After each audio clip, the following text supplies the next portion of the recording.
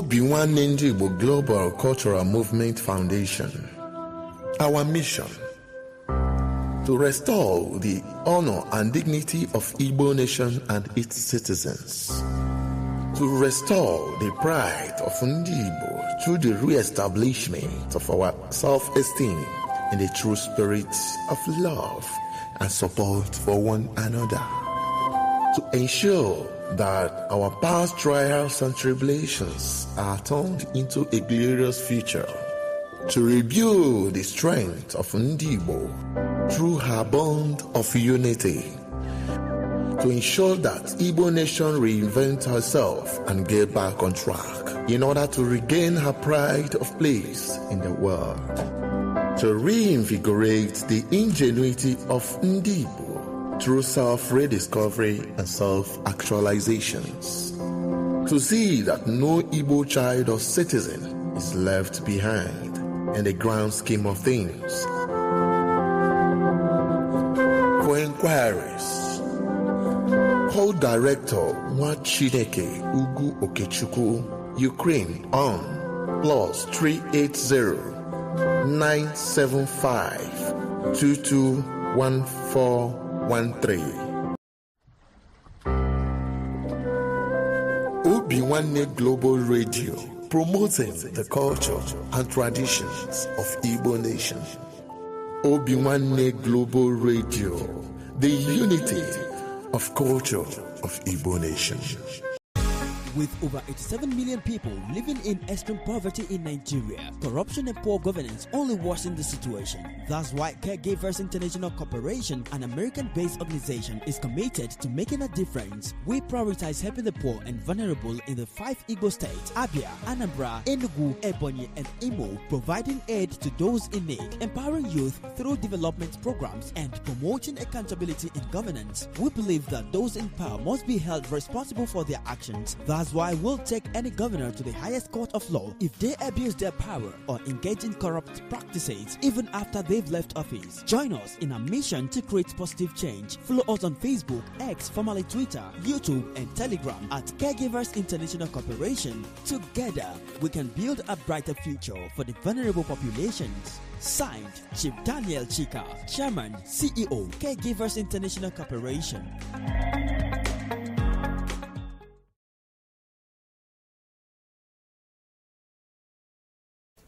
Ama ugbu a Chukwu am na-akpọkwa ka m na-akpọ Anwachi Igbo ga-adịkwanụ onwe iberibe aha bekee butere anyị Chineke ekwere ka anyị na-ebu ya anyị ga-anọ n'omenala anyị bekee nọ na nke ha ụmụ anyị ga-agụta akwụkwọ bekee gụta nke Igbo onye ya agwa nwanne ekwu ya bụrụ onye Igbo gwa ada agwakwa ndị bekee were onu bekee gwa ha aja obodo na Igbo were onu bekee gwa ha ọ bụ onye hụ nwanne ya asị fere onye hụ nwanne fere ndị Hausa anaghị asịrị ibe ha Yoruba anaghị asịrị ibe ha ebile ndị River na ndị ọzọ anaghị asịrị ibe ha bụta ọ bụrụ ndị Igbo fere eme onye na-asịrị ọnụ ihe kwuru ma ọnụ Chukwu anụ ma yogo ka omenala Igbo mụmụ ichie ụmụnna bụ ike na-akwado m ekwadochie ike ka ihe Igbo na-aga ọfọ a ga-esiri kwesịrị ugbu a ihe anyị nọbụ agụcha n'ọjị ọwụwa ya n'ime ọwụwa ya achọrọ m ka Igbo niile Igbo gburugburu bịa kwado ọmarịcha Igbo ka ọ na-aga n'ihu ndị n'ibe ha nọ ndị na-ana bekee ndị nọ na Igbo ndị n'ibe ọbụla ha nọ na Nigeria ka ha kwado omenala Igbo achọkwana ka obodo ọzọ ghara ewere ọmarịcha Igbo omenala anyị ka omenala anyị na-aga n'ihu a na-azọdoro ụkwụ ụwa n'Igbo ihe anyị na-ekwe n'aha n'Igbo ọmarịcha Igbo bịa taa n'ọjị ma ndị nwụrụ anwụ ma ndị dị ndụ bịa taa n'ọjị ihe unu ga-akwado omenala Igbo mụ na onwe m kwadokwa nke omenala Igbo na ọmarịcha Igbo gaa n'ihu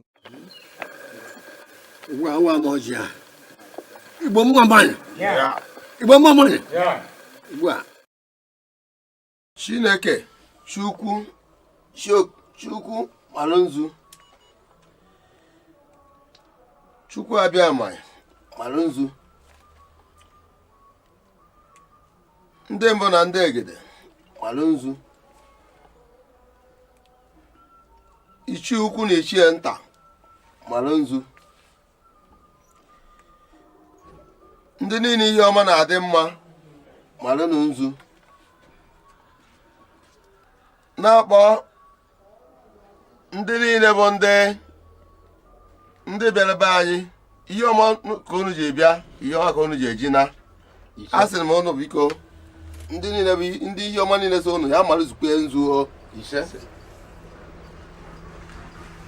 na-akpọ eke kere ụwa ahịa na-anọ ụbọchị na-ada eke ori afọ na nkwọ marụ nzu na-akpọ onye ụwa masachi onye adịghị n'izu na ọnwa ama mgbu ya asị m ndị niile na-agba izu na ndụ asị m ọnụ biko nụ marụzukwenu nzu ise. Ụmụ Igbo, ọ bụrụ na ị na-ege anyị ntị n'onu ma na-ekiri ozi ọma nke anyị na-ewetara unu na ozi ndụmọdụ na ịgbazi ọnụ nke anyị na-ewetara unu, biko ka ị na-esonyere anyị na YouTube, na-esonyekwara anyị na Instagram maọbụ na Twitter maọbụ na Facebook na ọ na webụsaịtị nke ndị Obinwannem, ka anyị wee na-ezinye abụ ozi ka o si wee kwesị dị na-adị, maka na oge erugo mgbe anyị ga-ebupụta ihe nke njirimara Igbo na asụsụ Igbo na omenala Igbo na ihe gbasara ndị Igbo niile n'ụwa niile, ọ kacha ihe anyị na-achọ bụ Biafra. Ị ga na-afụkwanye abụ ozi ka ọ ga na-abịa, ị na-esonyere anyị ị ga na-ama mgbe anyị tụpụtara gị ozi nke dị mkpa iyi amara ma wee marakwa ị ga-eme ngwa ngwa ka emeghara ọdachi. Ọ na Coastal Waters.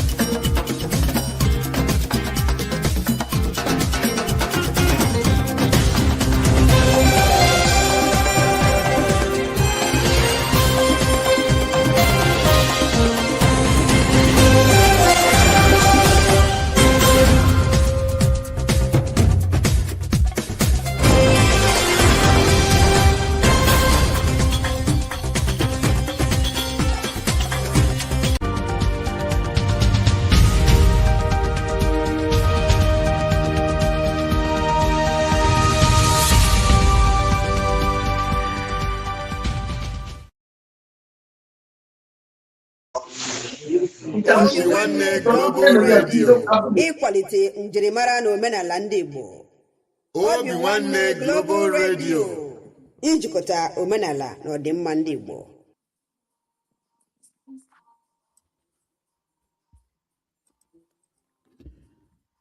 Igbo bụ Igbo, ekenekwa m unu ọzọ. Ana m asị nke onye echiri ya zerekwa. Ya mara anyị niile mma n'ụbọchị tata bụ ụbọchị Nkwo Ikuku, ma bụrụkwa ụbọchị anyị ji enye Chukwu Okike abịa ma ekene n'ife ife ọma ha na-emela anyị na ndụ, maka na ewezuga Chukwu Okike abịa ma ndụ anyị dị, anyị amarakwa ka o kwesịrị ịdị. Na Chukwu Okike abịa ma anyị na-akpọkwu na Eke na Orie na Afọ na Nkwọ, dịka ụbọchị tata si wee bụrụ ụbọchị Nkwo Ikuku. Asịrị m ka Chukwu kere n'igwe kee n'ụwa mara onwe ihe kerie, ka ọ gọzibe anyị niile bụ ndị ahụ chọrọ udo n'ala Igbo, ka o mee ka ebumnobi anyị niile ka ọ bịa na mmezu n'ala Igbo bụ nke dị mma, ka o meekwa ka ndị Naijiria gọọmenti ndị ogbu anwụ ọbara ka ha rapụrụ anyị nwanne anyị nwoke bụ Maazị Nnamdi Okwu Kanu kama na ọzụzụ, ka o meekwa ka ndị akwụrụ ụgwọ na soshal midia, ndị Naijiria gọọmenti kwụrụ ụgwọ na soshal midia, ka ha wee na-agba anyị mgba, mee ka aka ọrụ anyị hapụ ịdị na-apụta ife, mee ka anyị niile bụ ndị na-ekwu ka ọ dị mma ka arapụ ịdị na-anụ onu anyị,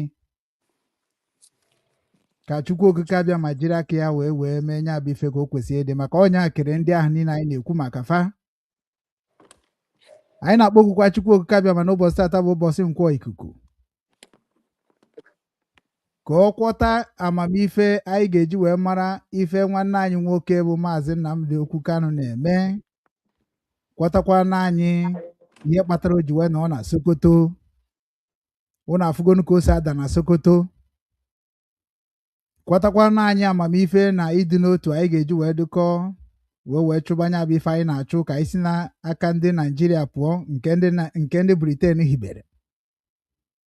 Anyị na-agọnyekwa nwanne anyị nwoke bụ Maazị Simon Njọkọ Ekpa na ọfọ anyị na-agọ taa, na-asị na onye ọbụla bụ onye na-afụ Simon Ekpa n'ụzọ ọjọọ, anyị na-asị na iwe nwanne adịkwa eru n'ọkpụ, na onwegoro nke o mere si cherenụ ka ọ pụta ka o were aka ya wee gbara onwe ya ka ma ọkụ nwụọ. N'ọmụnwa bụ Obinwannem ndị Igbo niile, na ife m na-anọchite bụ ife ọbụla bụ nke ndị Igbo ka m na-ekwu okwu ya, ma nke dị mma ma nke dị njọ, ana m ekwu maka ya. Akwụbara m aka m ọtọ kemgbe nne na nna m mụrụ m. Anyị bụ nna, anyị nwa bụ nna ga na-ekwuru okwu ihe na-eme na be nna anyị. So na onye ọbụla na-ahụ Simon Ekpa n'ụdị ọzọ, ya werekwa nke ahụ dobe n'akụkụ. Na ị na-anya na data odiyo, data jingụl m tinyere ebe a, unu ga-afụ na jingụl ahụ na ma Ojukwu na ebe ahụ, ma Ụwazirike na ebe ahụ, ma Uchemefọ na ebe ahụ. Ife niile ahụ bụ ndị na-ekwu ka ọ dịrị ala Igbo na mma n'ụzọ nke fa, ka ị si ekwukwa nke gị ka ha si ekwukwa nke ha. And ife nji wee tinye ndị a niile bikos na ọha nwa ga-ekwu maka m, na ọha ma mara ndị mbụ, na ọ bụ na ịmaha onye mbụ eju ọfọ onye mbụ. Na Obinwannem ndị Igbo hibere ehibe mee ka m wee chịkọọ Igbo ọnụ, ka m gwafa na omenala Igbo bụkwana ya ma bịa mere anyị ji wee bụrụ ihe anyị bụ n'ụbọchị taa. So ana m ekene unu niile bụ ụmụ Igbo ndị ahụ na-eso m, na-esosikwa m ike, na-esosokwa peji a ike, na-emekwa ka peji a bụrụkwa ife ka adịkwa ndụ wee ruo n'ụbọchị taa. O gosiri na Obinwannem na unu na-anụ onu ya. Onye iwe na-ewenye wezina, maka na anyị niile bụ ofu. Ọkwa ofu nne na nna mụrụ anyị ji wee gbasasịa n'ụwa dịka ụkpaka. Amarakwana m ihe na-esere anyị. Nwanne na nwanne ekwesịghịkwana ị na-ese okwu. Ka ị na-abata na peji a, were Obinwannem bata na ndị Obinwannem nọ n'ọgbọ. Anyị sị ka anyị bịa tụgharịa uche, ka anyị marakwa ka o si wee dị na ka ọ ga-esi wee dị. Obi dịkwa m mma na o nwere otu m joinụrụ ugbu a. Afụrụ m eke ọ na-agagharị na mba akwụkwọ, nsị ka ezikwanụ mgbe e bidoro zi nya bụ ife ma a gwọrọzi m. So aga m aga onye nya bụ otu n'ọfọ, maka na mmeri abụrụgokwanụ nke anyị. ihe niile anyị na-atakwa n'ahụhụ na orugokwanụ mgbe ọ ga-akwụsị. Ya bụ otu ahụ joinere tata wee otu a na-akpọ Igbo Youth Movement Worldwide. And ya bụ Igbo Youth Worldwide, enwere Igbo Youth nke ndị Enugu, enwere Igbo Youth nke ndị Anambra, enwere Igbo Youth nke ndị Ebonyi, enwere Igbo Youth nke ndị Imo steeti, enwekwara Igbo Youth nke ndị Abia steeti. Ya bụ na okwu Okechukwu Ugwu na-ekwu site n'obi nwanne Igbo TV na ọbịabago na mmezu n'ala Igbo, n'orugo mgbe mma akwụsịzi ịpịawasị ndị nọ n'ala Igbo azụ na ha ekunitego n'ụla, na obi na-atọ m ụtọ ọfụma na amaghị ha gọcha ọfọ n'ụbọchị tata hapụ ịgụ ha n'ọfọ. Ya bụ ndị na-ekwu okwu ha bụ ndị akịta na ahụ amaghị m na amarugo maka ndị a. Ọ bụrụ na amabeghị m mana aka ọrụ m bụ ịkwalite nke dị mma, ime ka ndị be anyị niile mara na oge aha kara ka erugo, na ọ bụrụ sọsọ very dark man, very dark man, very dark man nke ọbụla ndị Awụsa wepụtara na-akwadie, nke ọbụla ndị Yoruba wepụtara na-akwadie, nke ndị Igbo anyị wepụtaziri unu pụtazara na-ene ya anya onye ka ọ bụkwana, ọ ga-abụ onye isi m, onye ka ọ bụ kemgbe ọ pụtara onogobi ma leader. Anụ nwanne anyị nwoke bụ onye nke asị na ọnya bụ onye isi Igbo Youth Movement, ọkwa nwa ikorobịa. Ọ bụrụ anyị gọvanọ, ma ọ bụrụ anyị prezidenti ndị Biafra, ma ọ bụrụ anyị prezidenti ndị ala Igbo niile, ọ bụrụkwa na arụ ka ọ bụ na ọnya ka nna akpọnite ikorobịa na agbọghọbịa kemgbe na-azụ unu tetenụ n'ụra na ya agaghị akwatọ na ụzọ. N'ala Igbo bụkwa anyị nwa ga-edozi ya n'aka anyị. Gọọmenti ga na-eme nke ha, ndị Igbo na-eme nke ha, dịka m si ekwu n'okwu na-asị na enwere ụmụ ikorobịa nwa ụmụ agbọghọbịa. Kezi ebe ụmụ ikorobịa anyị na ụmụ agbọghọbịa anyị nọ? Ha tọ na TikTok na-akọ ka o si wee masị ha, ụfọdụ nọ na Facebook na-akọ ka o si masị ha. Afụrụ m ụmụ ikorobịa na agbọghọbịa pụtara ọfụrụ kịta na-ekwucha maka omenala na ọdịnala. Ọ makwara mma, ma ndị na-ekwu maka Nnamdi Kanu na onwere ihe mere, onwere ihe o mere. Ihe ndị a niile a na-ekwu ka ekwana ka anyị ga-esi mee ka anya bụ eziokwu niile anyị na-ekwu na peji anyị n'iche n'iche ka ọ pụta ife. Ọkwana ya ka Obinwannem na-ekwu ka anyị bịakọta ọnụ, na unu niile ma onye mbụ, mana ọkọ anyị bịakọta ọnụ ka m na-ekwu okwu ya. Ọ bụgodị na ịkpọrọ m asị, marakwa ma na ọ bụ na Biafra bịa nke taa ka nke echi, na ọkwa na Enugu steeti ka nna ana m ana Nsụka ịgha na be gị, onye ọbụla nwere obi o si wee pụta. So ya bụ Igbo Youth Movement a ana m akwadosi ike ajoinugo m ha ozugbo maka na otego m chọbara ha. Ajoinu m nke diaspora, join nke Enugu be nna m. So ana m akpọkwa Igbo niile, n'oge na-adịghị anya aga m anata ha link niile bụ all the state link ka ị join ya nke gị, na onwere ihe ọzọ m na-ekwuzi okwu na Chukwu azago m ekpere, Chukwu okike abịa ma zago m ekpere, zaa m ọfọ niile m na-agọ si ha ka okpọlite ụmụ Igbo n'ụla, maka na Nnamdi Kanu na-emegokwana ya ka o kwesị isi wee mee. Unu na-anya ofu ọhamadike ndị Igbo, unu afụnya na ndị IPOB mgbe o je na Japan, efu ka ha si wee nọrọ ezinụlọ, otu ezinụlọ. Ọkwa na ife a ka ọ na-eti mkpu ifu na ikorobịa na agbọghọbịa ka ya na ya nọ wee na-agba mbọ na-agwa ndị youth anyị nọ n'obodo oyibo n'oge erugokwana mgbe anyị ga-eburu aka anyị bịa n'ala Igbo dozie ya, na ọ bụ na anyị tụbawa $1 n'ụwa niile, na anyị chịrụ hospital, na anyị ga-arụ the best hospital n'ala Igbo niile, na anyị tụbawa $1 na anyị ga-arụ okporo ụzọ niile ahụ na-agwa ndị gọọmenti ha rụọ, na anyị tụbawa $1 anyị ga-eme ka ọkụ dị n'ala Igbo steady light, maka na anyị menwurie. Ana ọnya ka o ji atọ m ụtọ na ndị akịta wepụtara onwe ha bụ ụmụ ikorobịa na agbọghọbịa n'ala Igbo n'ụwa niile sị ka anyị bịakọta ọnụ, agụ na-eche ndo, na anyị ga-abịakọta ọnụ. Anyị sị na agaghị eme elekshọn na Anambra steeti ma Enugu steeti ma ala Igbo niile ama mmie, ndị yutu kwu ha anaghị ekwugo maka ọ yutu nwe obodo. A sị na agaghị na-eme ihe dị ona yutu pụta ha nakwu okwu na okwugo na otu a ka ọ ga-adị, n'ọnya bụ egwu ụmụ ikorobịa na-ekwu okwu ya. Nzọgbu enyi mba enyi, zogbu enyi mba enyi, zọgbuo nwoke enyi mba enyi, zọgbuo nwaanyị enyi mba enyi, zọgbuo ndị ọchịchị anyị enyi mba enyi. Mana anyị ga na-azọgbu bụ ndị na-eme anyị ajọ ihe. Na-asị m onye ọbụla wepụtara atụmatụ iwepụta Igbo Youth Movement a, ọ ga-adịrị gị mma na Eke, ọ ga-adịrị gị mma na Orie, ọ ga-adịrị gị mma na Afọ, ọ ga-adịrị gị mma na Nkwọ. Jisie n'ike n'ụzọ okwu anyị na-apị na mkpụrụ juru ya. Asị m ka m were tata wee bụrụ tata bụ ụbọchị Nkwọ ikuku wee sị Chukwu okike abịa ma ya were nne m na nna m nwaanyị Nkwọ ya were egozie ụbọchị taa. Okwu ọnụ niile mụ na ụmụnne m ga-ekwu n'ụbọchị taa ka ọ bụrụ ihe ga-amịta mkpụrụ n'ime ndụ ụmụ Igbo n'ụwa niile, mekwa ka ụmụ Igbo mara na ihe a na-ekwu okwu ya bụ anyụkọ nwa mmiri ọnụ ọgba ụfụfụ. So ana m ekene unu wee sị na ndị na-amaghị onye mbụ mebi na ịbịara ọhụrụ na peji Obinwanne Igbo TV. Anyị nọkwa na TikTok, anyị nọkwa na Facebook Igbo TV ka anyị nọ kịta. Obinwanne Igbo TV ka anyị nọ live now na Facebook. Anyị nọkwa na Twitter. Ije ebe ahụ ị ga-apịbụ nweta ha na Obinwanne News, ịmana ị ga-enweta anyị na Twitter. Anyị nọkwa na YouTube. Ije na YouTube taịpụ Obinwanne News, ị ga-enweta anyị ebe ahụ. Ụnụ mana ihe anyị ma anyị ya ka anyị na-eme. So na-agbanụ mbọ na-efolonu, na-agwa m na DC ebu 2026 ọma ngafekwa ọfọ niile anyị na-agọ, ọma ngafekwa ekpere niile anyị na-ekpe, maka na anyị na-akwadokwa ndị ụka, na-akwadokwa ndị omenala. Mana ihe anyị na-akwado ndị ụka bụ ndị nke na-eme ka o kwesị isi wee dị, dịka Kraịst si wee nyere anyị aka, wee sị na ọ bụrụ mmadụ niile ka ga na-egbukwana, na bife egbuo mmadụ jụọ ya ajụjụ ma ọ maa ya ikpe.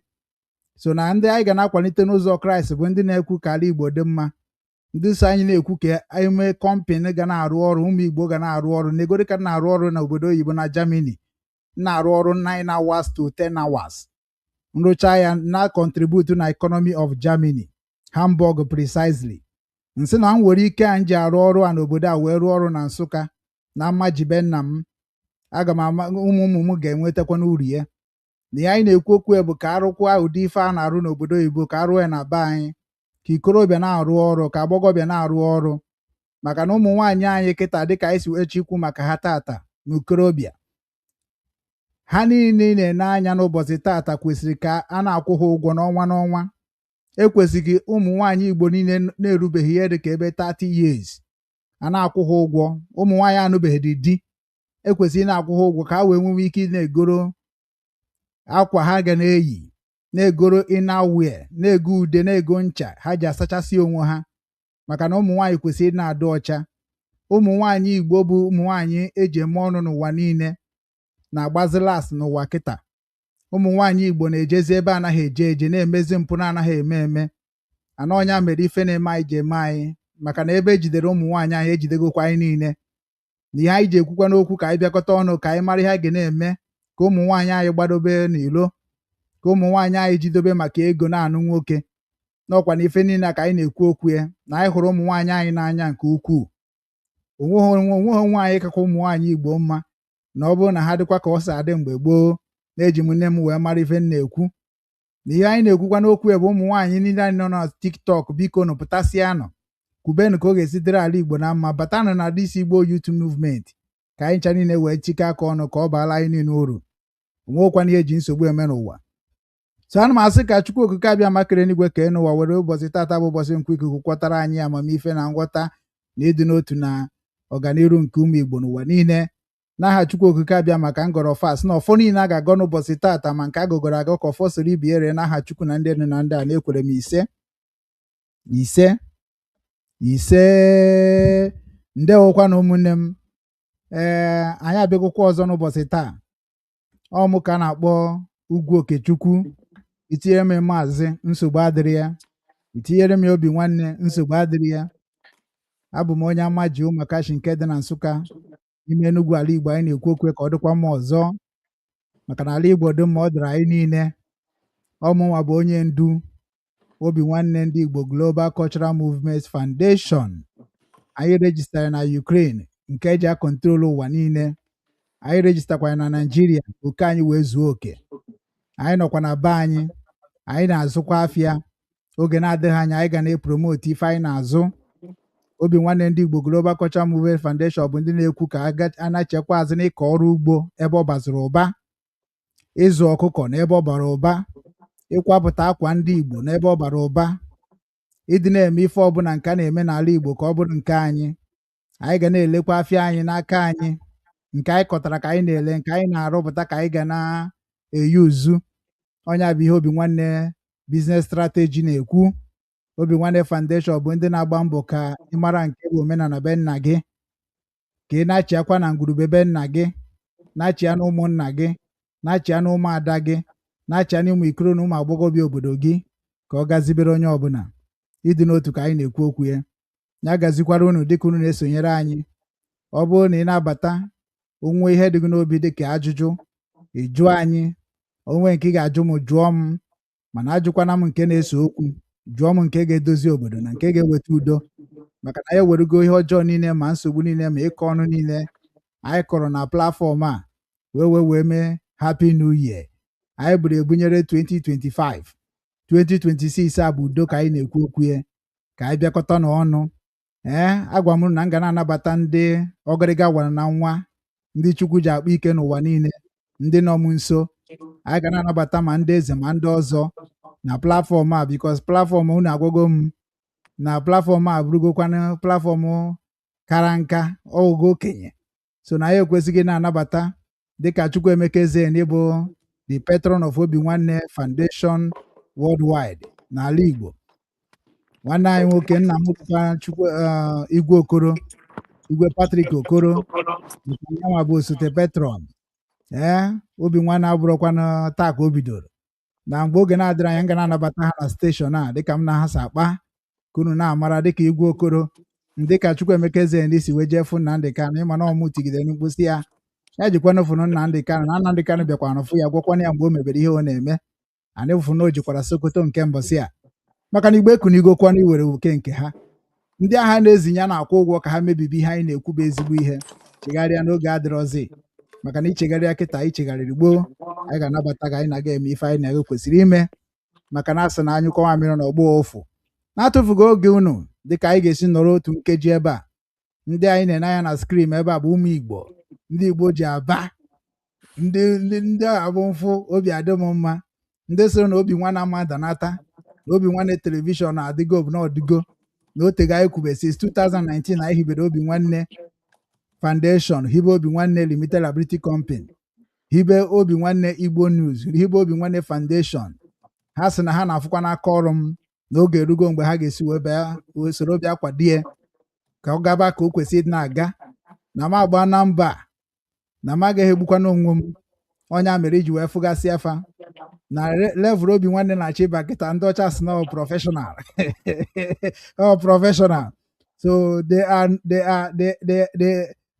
ha bụ ife niile, maka na ha na-agwa m ka ọ ga-esi na-adị m mma n'alụ, maka na asị na onye na-agbakwanụ mbọ ma ọ na ha afụ mbọ ọ na-agba, ma ọ ga na-ewe iwe ịfụ m ebe m na-aba mbọ otu ọ dịka ma bụkwa na ajọ mmadụ, mana ọ bụkwana ka o si akpa m ka m si ekwu, maka na ndị be anyị tụrụ n'ilu si na onye yi ishu ma ebe ọ na-afụ ya, ọ na-afụ m ọfụma, maka na mkpu Nnamdị Kanụ tiri tichacha ihe niile oti kụziere anyị ochie, kụziere anyị ọhụrụ, instead of anyị nwe ijezi mebezi eme n'aka, anyị were egbubezi onwe anyị na soshal midia.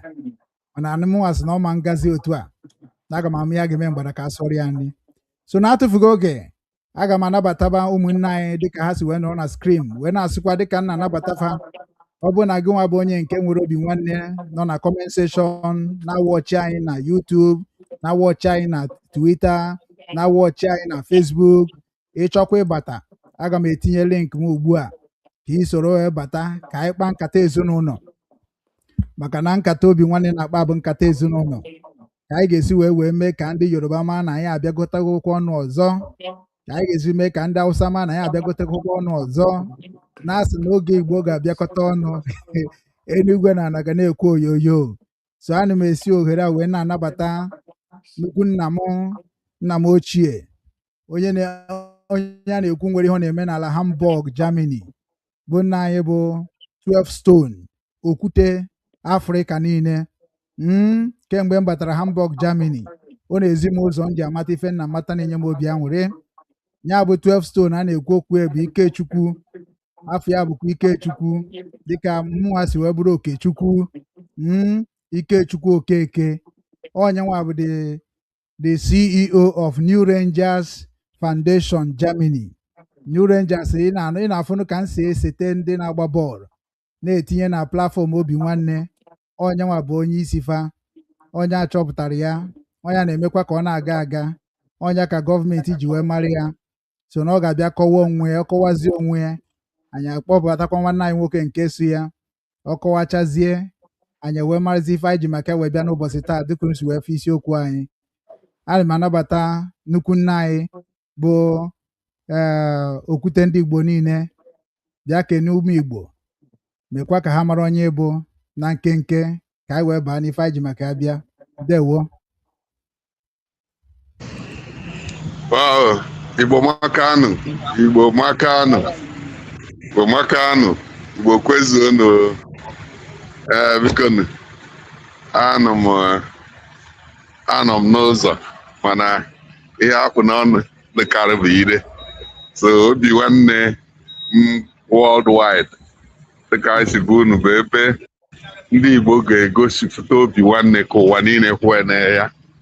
Ọ bụ ebe ndị Igbo niile ga-agbakọ na Obinwannem worldwide na New Rangers bụ ka anyị were Obinwannem setie New Range ihe ọbụla gbasara Igbo maka ọgwa na Igbo wee mmadụ niile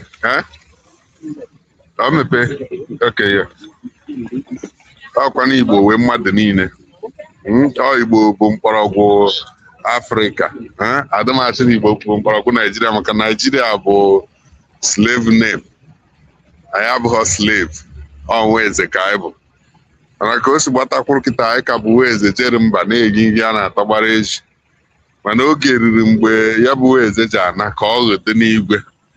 Ya bụ anyị ji asị unu ndị Igbo ebe na ebe onye anọ na ma nwoke ma nwaanyị biko unu erebel na against Chineke maka na ebe Chineke gbadatara iburu anyị agha niile ọ sị ya na-eme maka ịhwa nsọ ya na ọ bụghị maka adịmasị anyị. So cherekwa na ebe m ka bụ Ikechukwu Ikechukwu Emmanuel oke mmiri ndewo. Ikechukwu Emmanuel God with us. Nke tiri okwute iri na ebuna okwute iri na ebuna bụ the power of unity. Achịkọta ya wụrụ ndị ama niile. So anyị bịara izi unu ozi nke bụ eziokwu. Ọ bụ ihe anyị nọ na ndewonu ka anyị gaa n'iru ka anyị gaa n'iru. Thank you. Ndewo nna m ochie okwute iri na abụọ deje nna m jisi ike na ya bụ ụkwa anyị na-apị mkpụrụ dị ya. Anyị na-ejikwa ohere aba na nke nwanne anyị nwoke bụ Chukwu na-echere m Ezibekwe oke mmadụ na Germany. Onye bụ onye nke nje na be unu amarụgonie. Onye nwa bụ the CEO of the Christel Obi Foundation bụ ndị nke na-ekwu na ụka abụrụ alụ, religion abụrụ alụ, na ọka ndị be anyị mebie ka o si kwesị ịdị maka na anyị nwa nọ na Germany bụ Christian land. Na ndị niile bụ ndị kwetere na ha bụ Christian kwesịrị ịma ụzọ Christian. So na ọ sị na Christel Obi n'oge ji wee correct some mistakes dị iche iche na ụlọ ụka anyị ka ndị be anyị wee mara na ụka abụrụ ihe ọjọọ, omenala abụrụ ihe ọjọọ, ihe niile bụ ofu ka ọ bụ na ọ ịmara ebe chi gị kpọrọ gị ogige isi na ya mana mebe nke dị mma were Obinwannem mebie. So na anyị na-anabata Christel Obi ka ọ bịa kọwara ụmụnne anyị onye ọ bụ ka anyị wee gaba n'iru na program anyị n'ụbọchị taa. Chinechere m nnọọ Obinwannem Igbo TV na Obinwannem Media. Ndewo. Ụmụ Igbo ekene m unu, ekenekwa m unu ụmụ Igbo. Ya n'ụbọchị taata anyị si ka anyị bịa soro wee tụnye ọnụ n'okwu n'ihe gbasatara imebe anyị. Mana tupu anyị agaba, aga m akọwa onwe m ọfụma maka ndị n'aka ma bụ onye mbụ na ndị magoro onye mbụ. Afa m bụ Ezibekwe Chinechelụ m. Ọmụnwa bụ onye wepụtelu Christel Obi Foundation were sị na aga m eji ya bata. So dịka Obinwannem enyekwara m ohere ma New Rangers ma ndị nọkwa m n'akụkụ si m na ngaba na ha kwụ m n'azụ, o wee bụrụ ife ọṅụ dịrị m.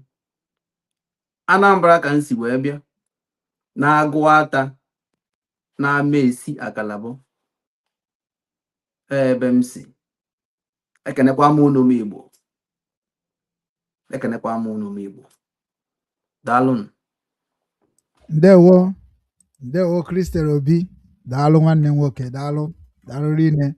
Obi dị anyị mma na ịbịakwara ịnọnyere anyị n'ụbọchị taa sikwa na platfọm anyị Ikuku agbasa ozi ọma nke ga-enyere ndị anyị aka ma dozie ala anyị. Na-atụfughị oge Igbo bụ Igbo ndị ọma na-ege m ntị, ekenekwa m n'ọzọ ka anyị kọọ n'ubi onye anyị bịara. Dịka unu si wee fụ isiokwu anyị n'ụbọchị tata bụ Nigeria Youth Lifestyle and the Social Media Engagement Corruption, which ịma na ana m echeta ihe Nnamdi Kanu gwara ya about social media, maka na during mgbe Ojukwu na-eti mkpu maka ihe ndị Britain na-achọ iji anyị wee mee with ndị Hausa, with ndị Yoruba na ndị ahụ niile bụ ndị chọrọ ibenefit n'ife anyị nwere. Ndị mmadụ si na ọ na-eme ihe ọjọọ ewe megide wee nụba ọgụ ọzọba nke anyị zọgide na-eti mkpu n'ụwa niile ma rụchaa ihe niile ọ rụrụ n'aka anyị wee gbaa mbọ ka o chekwa ala anyị. Mana ka o si na-adị ọ dịgo ka ọ ga-adị.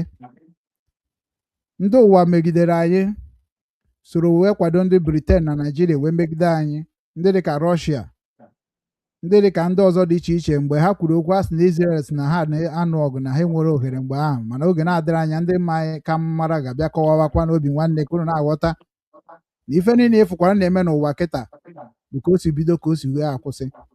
Na Trump na Prime Minister Israel bụ Benjamin Netanyahu na ha na-ekwukwa n'okwu ka amara ha ga-eme ka Nigeria Christian dị save. Ha mara na ife na-eme ebe ahụ ọ ihe ha ma ọfụma, maka na Israel Prime Minister ma Trump ha ncha ma maka Biafra. mana ịma na ebe onye si enweta ihe ọ na-eji achọrọ ndụ ya mma, ọ gaghị achọ ka ọtọ, ọ gaghị achọ ka okpo ya bụ ka ọ kwụsị. So na ha jikwa aghụghọ wee na-achọ ka ha bịa rie ngọzi dị n'ala be nna m na gị. So ya bụ Nnamdi Kanu mere ka anyị mata na Ojukwu mgbe ọ na-eme ife niile ọ na-eme, ọ na-agba mbọ ka ụwa niile n'onu anyị, na ihe mere na ndị ụwa anụghị onu anyị bụ maka midia.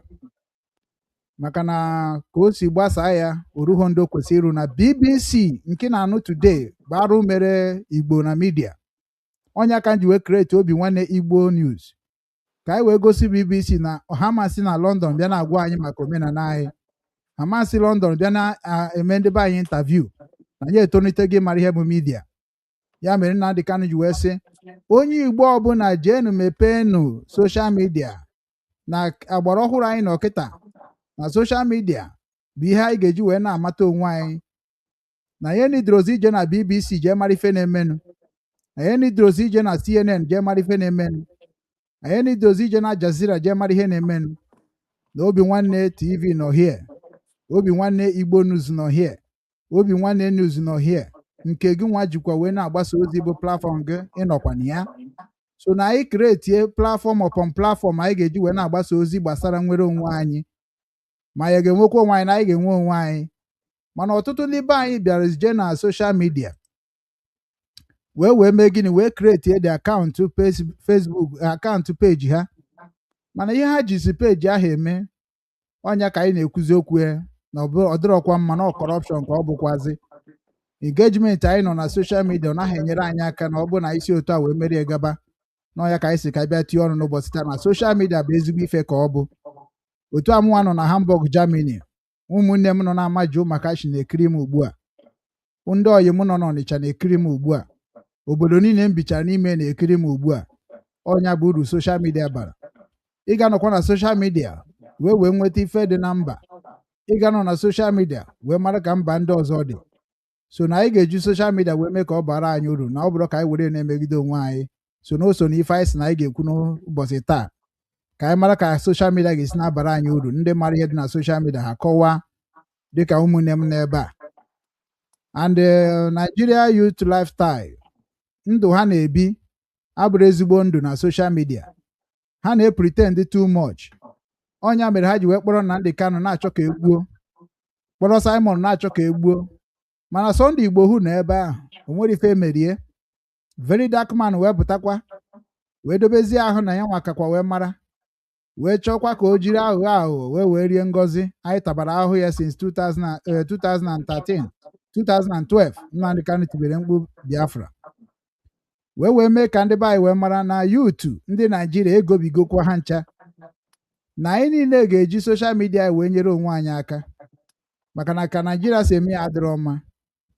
O nwere vidio m ga-etikwa na ọ bụ na anyị gaba n'iru. Vidio ahụ bụ ebe Very Dark Man jere na Morocco I think Morocco kunu jere gbaa bọọlụ unu gbara na adị m akwado Naijiria bọọlụ den o wee jee na Morocco wee fụ ka ala Morocco dị wee mee vidio na-eklem na obodo a dị mma na gịnị mere na be Naijiria dịrị otu a. Ọnya mere anyị na-ekwu okwu na-abakwanụ mba na soshal midia na ndị gọvanọ anyị adịghị eme ka ha kwesị isi na-eme na ife ha na-eme abụrụ ihe ha kwesịrị na-eme na ha ka emekarịgo na ọ dịka anyị nwa na-akpọ ha iyi ọ dịka anyị heti ọ dịka anyị na-ebute krisis. Mana ọ bụrụ na ị pụọ apụọ ejegharịa n'ụwa ị mara ife anyị ji eti mkpu ya na onwekwana onye pụrụ apụ na Naijiria ahụ wee jee obodo dị civilize ga-adịkwa ka ọ dị ga-erimenkwa ka o si wee dị mgbe ọ pụrụ wee jebe ebe ahụ.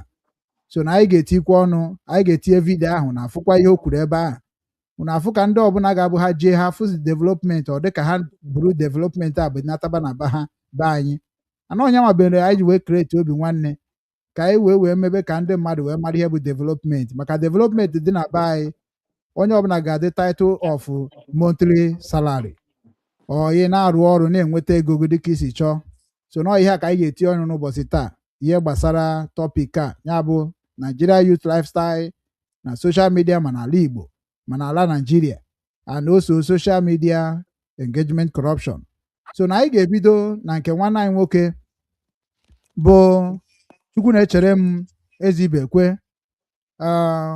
Aga m achọ ka ị bịa ka itinye ọnụ na ya bụ tọpik anyị n'ụbọchị taa dịka unu si wee mara ị ga-eji nkeji 10 ya bụ 10 minutes wee kọwa ihe niile ị ga-akọwa maka ya bụ this topic na-aba maka ọ topic na-abụ ka ọ bụ. So ị ga-eji nkeji 5 kọwaa ofu were nkeji 5 kọwaa ofu ọ bụrụ nkeji 10 wee jekwuru nwanne anyị bụ Okwute ndị Igbo niile ya wee kwukwa anyị wee bata na nchịkọta maka na ya ga na-egbu oge ka ndị be anyị nọ n'ala Igbo wee na-egenwu ihe anyị na-eme. Ndewo nwanne m nwoke Chukwu na-echere m were ọnọdụ kọwaa anya bụ ife anyị ji maka ebe n'ụbọchị taa n'ụdị ịghọtara ya n'ụdị makwana ya. Ndewo. Ụmụ Igbo asị m unu nke onye were ya jidesie ya ike nke bụ nke ọma ị na-eme jidesie ya ike. Ya ụbọchị tata ihe mere anyị ji wee bịa na ilu akwụkwọ bụ maka ndụ ndị be anyị ụmụ ikorobịa na agbọghọbịa na-ebi n'ihu akwụkwọ. Ihe mere m ji wee na-asụ asụsụ a n'Igbo ka ndị Igbo bụrụ ụzọ ọnụ maka na obodo Naijiria bụ obodo nwere ndị na-eko na ha so na Naijiria mana ha pụta ha maa na enweghị ebe ha gụnyere ha na Naijiria andọ ha ka eme mkpọtụ na soshal midia. Ọ ya ka anyị ji wee bịa. So n'ụbọchị nke tata akparamagwa ndị be anyị mụta na soshal midia ka m bịara ịjụ dị ntụa ndị be anyị na-ebi na soshal midia onye na-amịta mkpụrụ na be anyị bụ Igbo ka ọ dị ihe ụmụ ga-abụ apụta echi na-ekiri ha were ya wee mee ihe n'ala Igbo. Ọ kịta ka m hụtara ihe mere onye chịrị Naijiria na mbụ mechara wee nwụọ bụ Muhammad Buhari mgbe ọ sị that na Igbo youth are lazy. Mgbe o kwuru okwu a o wute m mana kịta ka mma ihe mere oke ọha ha otu a ji wee kwuo okwu a na Igbo youth na ha dị lazy. Ọ bụrụ ka Igbo youth ọ sị na Nigeria youth bụ lazy. Yes. Ụfọdụ ata ya weze na onwetaghị ọrụ na onwe ha ọrụ ekreti na enweghị ọrụ. Ihe mere okenye ji wee kwuo okwu a ọ maka na Igbo youth ọ maka na Igbo Nigerians amaghị ebe ha ga-astandị amaha mgbe a ga-ekwu okwu amaha mgbe a ga-eti mkpu. Ọnya ma o jikwuo ya ọnụ ụbụrụ ka ọ dị. so ụmụ be anyị bụ ndị Igbo ana m asụ asụsụ a ka m pụnarị ya n'Igbo maka na ife dị na Naijiria orucha ha Obinwanne ha bụ ndị ngaba ha na-arụrụ ya. Onye ọbụla nwere ebe ọ kelụ. Ihe nji wee bịa bụ ọ bụrụ na ị ka bụ onye Igbo ịnọ soshal midia na-ekreti kọntent kreatọ na-adị enye ana Igbo otito, jee chọọ ihe ọzọ ị ga-eme. Ị ga na TikTok, ị ga-afụ dimkpa mmadụ nọrọ abroad ọpụta na TikTok anọrọ na-akọrọ wit ụmụ nwanyị ihe ha na di ha na-eje, ihe akụkọ ha na di ha na-eje. Ihe a bụ ihe ha kwesịrị ị na-akọ, ihe a bụ ihe ga-eji meta mkpụrụ ụmụ ga-aba ha na-ekiri a wee nwee ihe ha ga-asị n'ọya ka ha mụta n'ihu akwụkwọ. Enweghịgodi ihe ọzọ, lekene mba ọzọ anya, jukene m ụmụ mmadụ onye na-apụta n'ihu akwụkwọ na-ataghị eze ka ndị Igbo n'ihu akwụkwọ.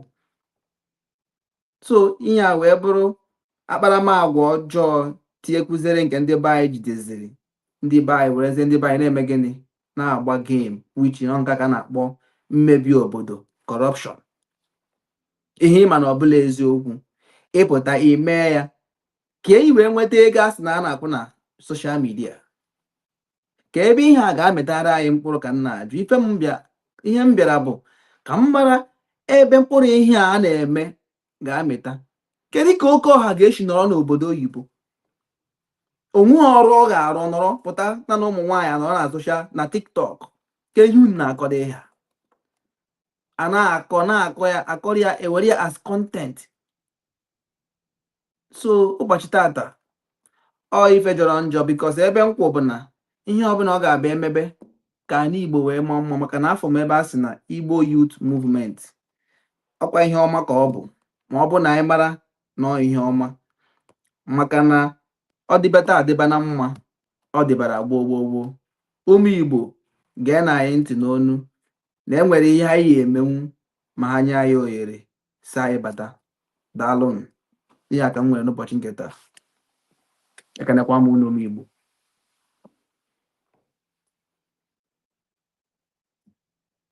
Gee na anyị ntị n'onu na enwere ihe anyị emenwu ma ha nye anyị ohere. Achọrọ m ka mara na voice ọ na-apụtakwa ọfụma. Chinechere m ndewo. Ekenekwa gị nwanne. Ekene gị, ikwuru ọfụma. Anyị ga-agbapụ ya ọsọ. Okwute ndị Igbo niile ifugon topic anyị bụ Nigeria Youth Lifestyle, uche ịma ọfụma na ọnya ka ị na-epreach na nzukọ ndị Igbo na Hamburg, mana ha na ha aghọta ya. Ị na-epreachkwana ya na Enugu Union, na-epreachkwana ya na New Rangers, na-epreach ya na Africa Union, anyị nọ n'ime na Pan Africa.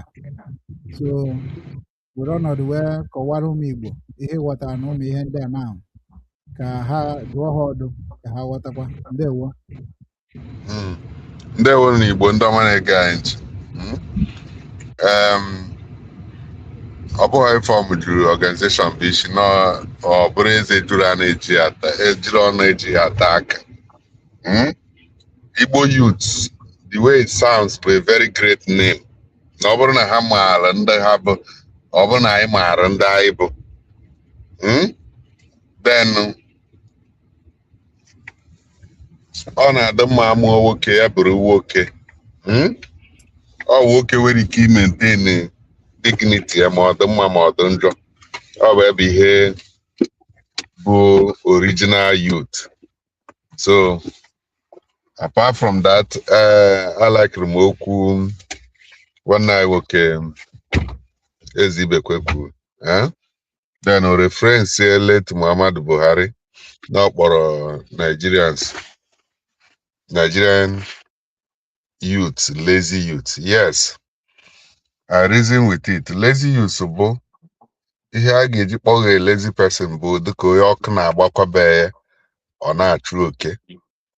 Ịwa na ya m dị lazy.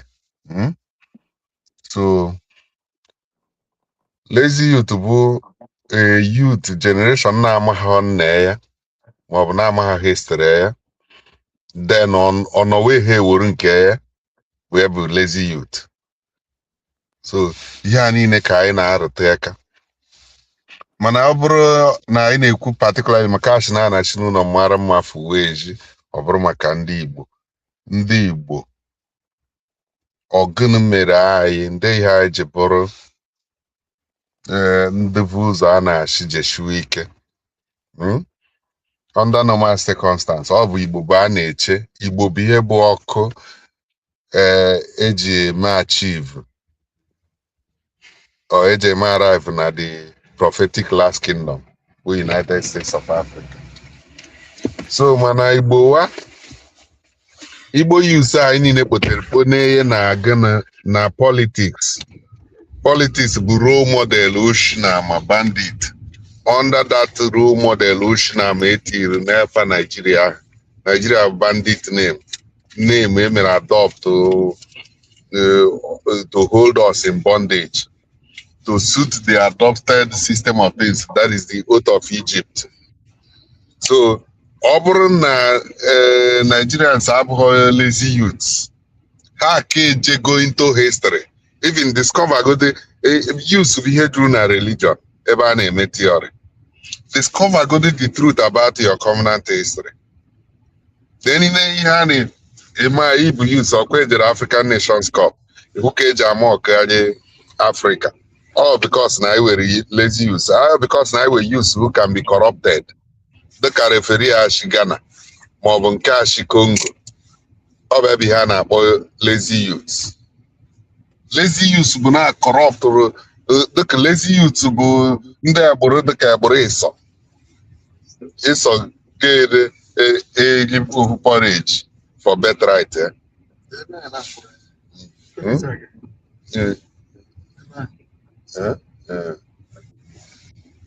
Kambra eziokwu ebe a mba eziokwu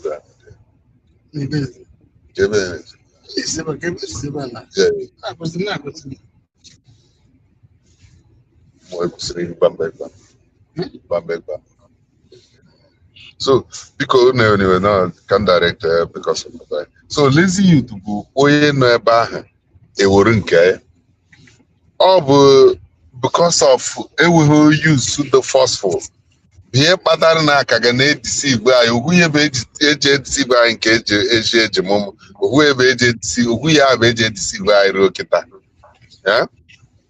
bụ gonna divide and rule religion and tribe. I na suffer from religious and tribal idiotism. So ọ bụ ebe the burn of Nigerian youth, ọ bụ ebe na aka with forces very dark man, sorry to say it, he's doing very well now try, but that instinct of the chronic disease of religious and tribal idiotism because they were PowerPoints. All the action speaks that louder than voice. Ejama use the land. We all got use Ashawa and here about our own land. Makai will be the future of this land. My God, so they will rise as one. Actually, you were there right in the Hammer and Sass. You got to go? The wicked, the GI under that bondage, were really around. Britain, MIACC, advice, use in that Babu gate. Maka advice, so you have an Iba and Matana, Bondos are also. Lazy youths. Lazy youths, those who want to keep their lives. Or say they lose it. You can easily scare them away. Nobody lazy youths. So, mgbe late Buhari, a na-eme auction African youths na Libya. Na na-agba mbọ ịbịa megana. A na-agba mbọ ịbịa immigrate chụrụ aka. Ndị Arab ịmara ihe jikọrọ anyị na iwe ike ya.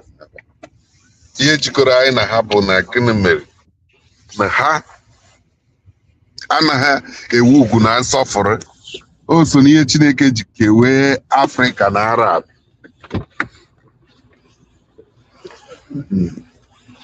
O so n'ihe Chineke ji kewee Afrịka na Arab mgbe ọgbụgba ndụ, mgbe ahụ emere ọgbụgba ndụ. So I was saying that this child, because of the arrogance, God mark, they will never accept you to be their father until the end of time. So, ihe a niile bụ ihe mere na enweghị ọdụ ka ịzọpụta anyị dị very complex. Maka ewe ndị sịrị Igbo si na ọ bụ a na-agafta mara na-asị na n'ọkụ. Iwe Maazị Nnamdi Kanu bụ a very forceful Chineke youth Chineke nyere amamihe. Ọ bịa ka ọ zọpụta ụmụnne ya. Werugode ya for example. Wee chịrị ya mkpụrụ na-ekwenu ndị na-egbu anyị. Na-ekwenu ndị ụmụ oru ya na ha abịakwa ha na-efe black flag na their modality na their format ihe ha na their mission. Because na ha bụ lazy youth. Ha kọrọ gị maka religion. Kọrọ gị maka tribe na ọnya mmiri kwuru ya na ọkafiri na arịna. Meanwhile ọkwa ha bụ a na-egbu. Ndị ahụ na-egbu mmadụ aka cross ha na Benue. Ha ka nọ na North. Mana Nigerian youth esoro bụrụ willing vessel push narrative. Eji wee mee gịnị? Wee tọọnụzie dị onye oje ozi Chineke ọ bụrụ victim hawa. Then ha nọ ebe ahụ ọ bụ ebe ha na-akpọ lazy youth. Lazy youth bụ enwere ike ịnọ ma rudin forces ịma ha ebe ha chifụta abịa repuo mama repuo virgin daughters so n'ọkụ mee ihe a niile achụfu villages take over village dịghị efa na-anaghị tax name all those things ha mewe emechie ya. Those youths can never come together brainstorm wee weta one common front na solution dịka megwe achieve ihe dịka ensas. No, ịma hụ youths ndị Africa ebe ị ga-ahụ abụ na-achịrị justice for Mohbad ịhụ ha na Maazị Nnamdi Kanu abịara isave ihe makwa na ọ bụ ebe the very parasite that is eating off our society because na anyị bịara mee allow the wicked ha wee mee gịnị ha wee kụnye ejọ mkpụrụ na our society. Ejọ mkpụrụ ahụ bụ in northern Nigeria a way system ọ na-function under a dispensation mkpụrụ ha modern humanity na ha ga-ekpokọta mmadụ na-amụkọ nwa a na-achịkọta ha na-ekpo ya ofu malami ọ na-ekụziri ha oli Arabic ọma nkụziri ha ka eji aya taxi ọma nkụziri ha ka eji no trade no business ọma nkụziri ha mechanic ọma nkụziri ha na gịnị na Chineke sịrị by your sweat you shall live. Ihe ọ ga-ekụziri ya bụ na Chineke na anụ oli Arabic and na Chineke chọrọ na ị ga-egbu nwanne gị na nwanne gị na-ada ekpe ekpere otu isi ekpe bụ kafiri na arịna na ị ga-egbu ya ihe kwe ọbara ya Chineke ewere virgin 72 kwụọ gị ụgwọ ya. Ọ na-eme exist na the society in a modern world. The youth bụ innovation or youth bụ new rangers. Youth na-ese new range every morning. You got to go. Then ọ bụrụ in a sense society the youth will rise up together and then restore their land. No, but ha ga-asị no tribe, no religion, no one Nigeria or nothing in a forced marriage. That is the sentiment where ike ime na a youth dịka Maazị Nnamdi Kanu because Maazị Nnamdi Kanu ka bụ youth na ọka aba ihu na old age. Wee bịa shun na what is eating us up, this ideology. And that ideology produce go more than 15 to 20 million youths. Bụ human resources ị na-enweghị ike channel anywhere. Ọ bụ technology na development the Arab world wetara anyị. Na gịnị na Africa knowing fully no bụ and the whole mission bụ only to take over and maintain ya ha giri n'iyi Egypt na anyị ga-abụ slave na that promised land.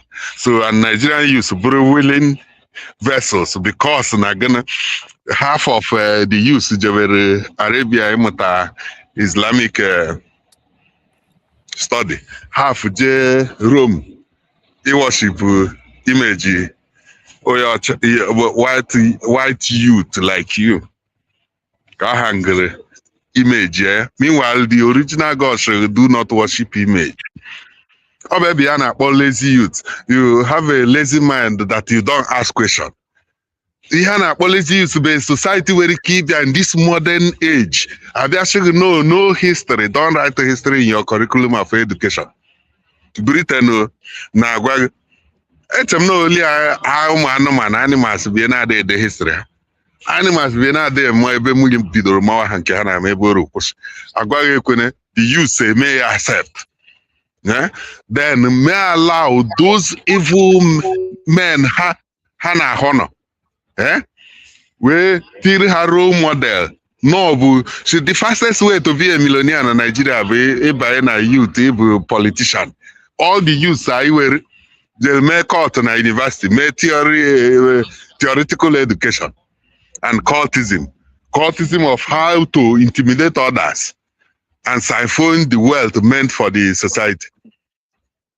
So, all only where there is lazy youth go on our function. Maybe we're a vibrant youth. One, they won't let it see the light of the day. More brands, maybe 7 folds, many times, like NSAS. We more occupy. First of all, injustice. The youth will occupy the whole nation. We sentence one youth to life imprisonment without any section of the law. Where is the law? A human being like you is asking. Don't you know that injustice against one is injustice against all? The youth of Nigeria close their mouth. A very dark man is speaking with diplomacy. Now, Chineke weche buru ha na ebe obu hada. Ebe obu hada bụ social media. Ihe na-eji ebe eji afụ ndị efulefu. Ndị na-ezuzu. Chefuru ha na football. Another thing ebe ha ga-agba bet. Bet actually ibute, that is the only way. Meanwhile, I may allow promised land ha na-eze. Ochebiri ha na football. We go see a little bit of what it takes like injustice. The youth of Nigeria, when you can lie down there and sleep. Yeah, rahora. What is it can more qualify you than lazy youth? Now one of you is taken by 2 lives. Wicked, evil generation. A sentence to life imprisonment to Nora. That means there are no youth in that land. So these are the PowerPoints. Now the youth, if you say a youth Igbo now, what is the mode of modus operandi, the foundation, the leadership, the goal. And I will use a youth. I know Ọhaneze youth ashiga ndị Igbo kwadowe na anyị ga-eshi na Nigeria wee fụọ kwadowe our eventual exit from Nigeria. Rubbish. Ọ bụ na ewe real Ọhaneze youth. O rezie voice, my brother. Ịmakwa ndị bụ ndị Igbo. Injustice against one is injustice against all. You cannot imprison one of us without any section of the law. That nation are functional. Then if it asks you to cheer that whole ashobna game, Germans mere Monday demonstration. I would think I and the politician were rubbish. Were criminality hamare haji maintain gangster paradise. Henke haben ha kamera ebere. Half I in ejete akwa amata ihe. Nke ndị ugwu na ha ekweghị ndị nke ha jee akwụkwọ ma ọ mara ihe. We groom more than 20 million youths train just almajiri eyere efere from mgbe ọ bụ nwata until 18 years. Ọ na-arịọ ihe in street. Friday rikwa ebe ala ji ekiri ekunu ọgụgọ. These are the type of youths you groom there. Over 10 million of them. You understand me? The only thing ham where he came mata no wa bụ na ya ga-echi ala agwara jide mmadụ chikere ka otu chike na-egbu ka egg. And those who recruit them are going to life of those 10 million youths a waste go because the moment I say youth, if he will free a drop of this red water, because no the point of also any going aba. That will bring about condemnation of soul. So my brothers and sisters, the Igbo youth, a very good idea. Mana ya bụkwanụ business as usual. Mara na amara that the glory of God is here. Ebube Chineke shigo n'igwe gbadata. Onye dịkwana ya fọm nke ọ na-afọm ya bụkwa for your stomach infrastructure. Ya bụrụ ka a ga-eji wee dozie the promised land. Van ahụ ekwuru anyị na nkwa bụ ana Biafra. Every narrative I need push bụrụ how to achieve our freedom. Bo Biafra, restoration of Biafra, the free state of Biafra, we're gonna restore freedom for all. The freedom of Biafra, freedom for Mahausa, Mafulani, Mahancharine. So let those youths anchor that one. No organization and form our first goal go to put this injustice. Let us correct it. You know, it correct, no election in Biafra land until they release them as in Nandikan. This is how serious youths work. You see, nothing can ever, as far as some youth, be Lord, billionaire, going power heifer. But an noise too much. You go work on KGO. But still, I got to $4 million na euro or dollar. Or try the 500 million or 1 billion. All of them joined together. Man, noise everywhere. You understand me? I'm not saying not good to be a friend, but let's us unite as a people. May he bo one of youth aboro makagen no election in Biafra land or anywhere until Mazin Nnamdi Kanu is free. And one secondly, we have to referendum. Referendum being define our boundary. Now somebody aman shape of no shiwabata we are camp on our forest. Ne repu o ndo mama ya no na omada adai di Jukana and the Made Jehubo. Then he made that one. Another one about direct point to put Sabbath, I should observe that national day. World Igbo Peace Accord, 30th December na honine. Use youth movement, youth organization ne Burinine, we may activate that Abamunda. E may order Abamunda na bring back the consciousness of Ghana. Ọbara ya ahụ dị nsọ anyị ji ya nsọ na-abụ ahụ that fundamental nsọ bụ mkpụrụ ochi na-abụ ọchịchị atakwa bụ mgbe ọmụmụ na mgbe ọwụ ihe adulteration na ịkwafu ọbara nwa nke mmadụ ihe na-aba ọ bụ ihe awareness a na-ekrete na ihe dịka World Igbo Peace Accord ahụ one Igbo youth solidarity we agree hashtag na the whole Igbo youth ekwuo okwu ihe ọ bụrụ eyi mba eme hashtag World Igbo Peace Accord. Now until 30th December 2026, here I get achieve. Achieve we are coming together as Igbo nation for that World Igbo Peace Accord of Abamanda. From there, now our demand kabukwa, our demand. But no election in Biafra land until Mazin Nnamdi Kanu is free. You got to go. May till 30th December this year, 2026. I now go Nigeria. I am a hundred sign or I now born a you no maru be a kueba. Kedun the sign or I that amalgamation Nigeria in 1914. Nobody. So that means an Ibu slave. Secondly, with the logo Nigerian army. Here one bold star engage with the star in Arabic. Big star na Arabic beji logo Nigerian army. Ya bụ nwa afọ ikpo wa Chineke, ikpo owego nwa nke mmadụ. Ije kwachata yiri boot army gị niile eje abaye Nigerian army. Nigerian army eji logo star na Arabic wee de. Aibu Africa ka Aibu Arabic. Then you who want to be under the law, it will be under that law nor under Arabic. Jane negodi ihe mere na Nations Cup na Morocco. Ihe a bụ just drama ọ na-egosi gị practically ha yi uniform eme the same way ka eji yiri uniform egbu youths Africans outside the street emeche ya bịa host first the last women's Nations Cup ya wakịta ọ na-host ihe anyị na-agbara ha bụ table dance nwoke ụmụ nwoke gbacha ụmụ anyị agba a na-ehumiliate anyị because na anyị enweghị youths who can stand up for our right. So my people, is a very, very good development. Then I gana Ubochi na foundation of na imeri na-make share fast noise with her leadership na social media na-eme data ya bụ na udu ọkacha ụmụ ahịa isokuru anyị defense youth women wing youth. So rare due to na crave for imitation. Then rigida gonna mmadụ na nwanne ya ma mgbazi ndụ anọdị na nwunye shiba irute ebe a.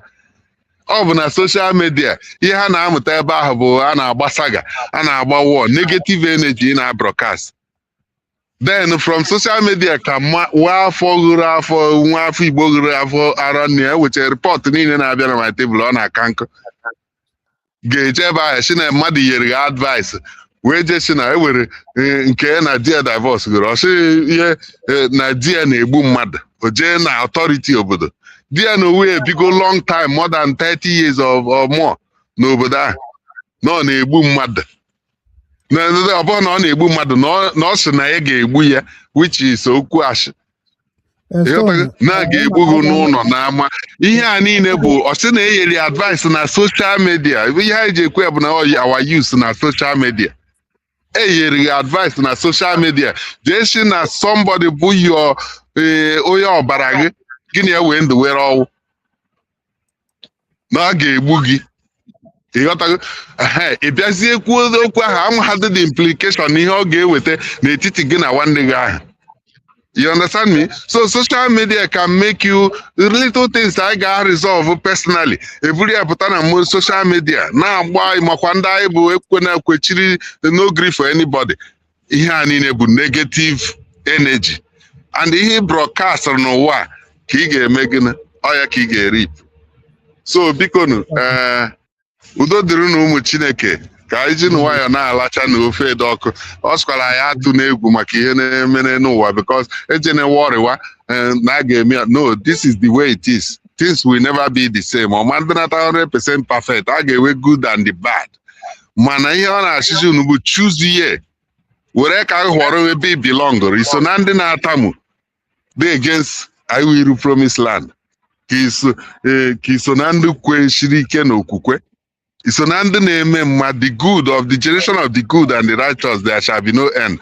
But the wicked get face again destruction. Ụmụ Igbo ndị ọma na-ege m ntị ọnụ mana okwu akpụrụ okwu n'ọnụ otu ọ dịka si ekwucha na ekwucha. So achọbụ m igosi one or two video ka m gbapụ ọsọ wee gosi one or two video ihe na-eme n'ala Igbo now dịka Igbo YouTube wetere m, then from there anyị achịkọtazie ya. So maka na anyị kwucha ma anyị gosiri nke a mana ọ ga-adị ka ya mere program. So ka anyị gosi video.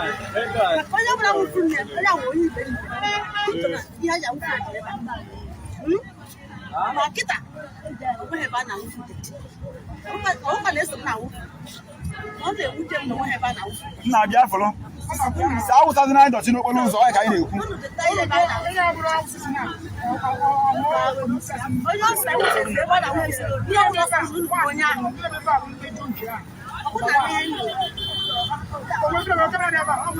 Okay, abada ka abada ajụjụ ọnụ. Two ebe ka abada na afọ ahịa. Simple. One of the junkies. Two ndị junkies akwa bụ gọva ebulu nya ba ịbịa bịa ebe a. Na-awụsa ahịa na ọ na-abụ ndị na-ekpofu ahịhịa baa n'ime ahịa bute ahịhịa na bịa na melod bịa wụsịa. Enwere mọmi anyị na-anabọ mere interview here. Ọ sị na ọ na-abụ na mgbe Peter Obi na-achị na Peter Obi nyere ebe ahịa na-awụfu ahịhịa o ruru oge nke Soludo ewepụ ihe. For that reason ndị mmadụ enwere any other option na iwụsa ahịhịa n'ime ahịa na-etu melod. I know the government of Anambra State, but I actually kind of have a problem. I actually put a local news across the problem one day. I know the government of Anambra State look into it. The youth of people and people, then here and man, Opoluso, SU Kalod. Yes, I was saying and provide the means. Provide all means, ever can I was saying. Makanobo na ina achitoso, we focus your ula ya wuseba. And one also mellow gaga. Out of Gigo Opoluso. This highway, Aga also. I can make sure I block Lebanon and I outside here also. And the government will not do anything because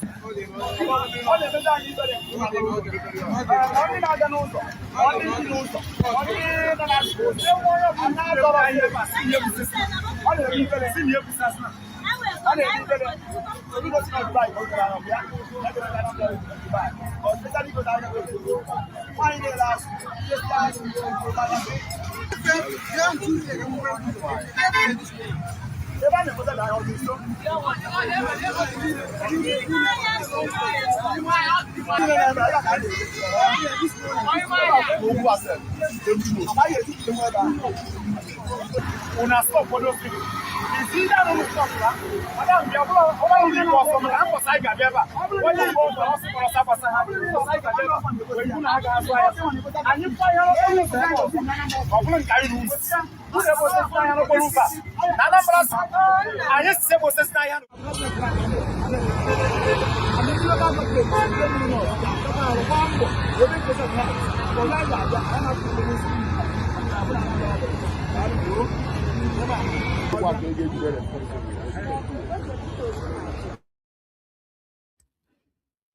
Unu afụgo ife akịta na ya na-eme na Ọnịcha Anambra steeti unu na-anya unu afọ afịfịa ka o juru na main road ịma apụta na-asị na gọọmenti na-eme ife ọjọọ na-eme nke a beti na n'ezie na gọọmenti ada arụkwa ọrụ ha kwesịrị na-arụ maka na ihe akịta bụ ọrụ gọọmenti mana anyị nwa bụkwana ndị nwe obodo ga-enyekwana aka ka ya bụ ihe na-agasịrịrị were so ndị jere gbasa ozi ọma bụ onye ifuru kwuru okwu kịta na-abụ flag akịta na-abụ the Igbo Youth Movement worldwide onye nwa bụ ife ọ nọ n'ala Igbo ọ na-agba mbọ na-eme ka ndị Igbo niile mara na youth ekunigokwa na ha ekunigo that na enwerekwa going back again. We are going to control our land maka ọ youth bụ ndị nwere power to stop everything that going wrong in Igbo in a land and all Igbo youth bụ ndị ọ dịrị onye abụ onye bụ the leader of Igbo youth ala Igbo niile dịka nsi wee join wee ghọta na Facebook ọ na-agbasakwa onye wa Justice Ozobi so ọ na-agba mbọ ka ndị youth niile nọ n'ala Igbo kunye ka anyị mara ife a ga-eme ka edozie ebe anyị unu na-anya efu na ọdọtị a na-ekwu okwu ka Very Dark Man pụtara bịa kwuo mee ka o si wee mee ọ dịzie ka asị na ọ na-eme ọfụma ndị Igbo ekunigo kịta ka ha mebe ihe n'aka fa jide aka ha dozie ebe nna ha mana ị ga-afụ ndị Igbo youth ma ndị okenye ma ndị ihe niile ha ma nkwadokwa nke ahụ mana ọ bụrụ Very Dark Man ha kwado ya because n'ụzọ ha si akpata ego na Naịjirịa bụ ụzọ ọjọọ maka na ọ bụrụ na ị na-eme ihe ọfụma ifu ha na ihe ọma ịkwado ya so na mụnwa na-akpọkwa Igbo niile ndị Obinwannem nọ n'ụwa niile it is time for us to come back to reset our land